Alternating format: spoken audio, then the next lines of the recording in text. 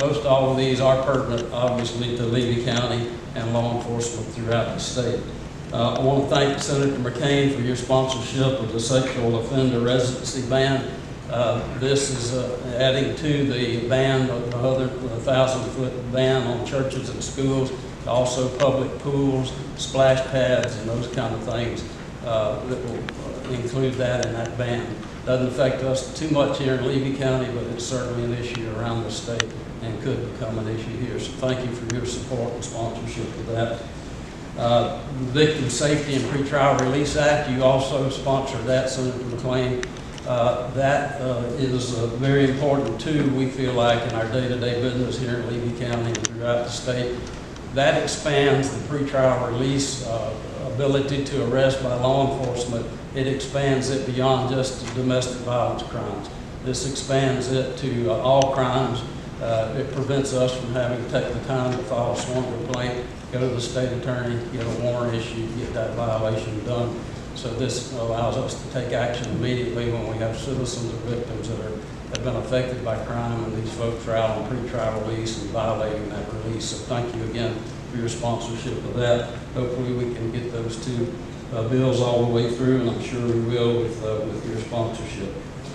The last is I've talked to Representative Johnson about this, and he's agreed to sponsor this bill and has sponsored it. And that's expanding the tuition waiver beyond just state employees, but also the sheriff's office employees. This bill and this legislation that's currently, in effect, gives 6 hours of waiver to state employees for each term that they enroll. The restrictions on that, if there's no room in those classes, those spots have already filled up in those classes, and obviously that would not take priority of those that are paying for it. But we would ask that you expand also that to include sheriff's office employees. We have 3 or 4 other priorities that we'll be meeting with you as an association. As a past president, I was asked to bring these up to you today, and being on the legislative committee currently, these other issues will be brought to you by our staff and lobbyists and so forth. One last thing is that we're asking for a $9 million appropriation for the Florida Sheriff's Youth Learning Center at FSA headquarters in Tallahassee. That's something that all of us sheriffs are behind throughout the state.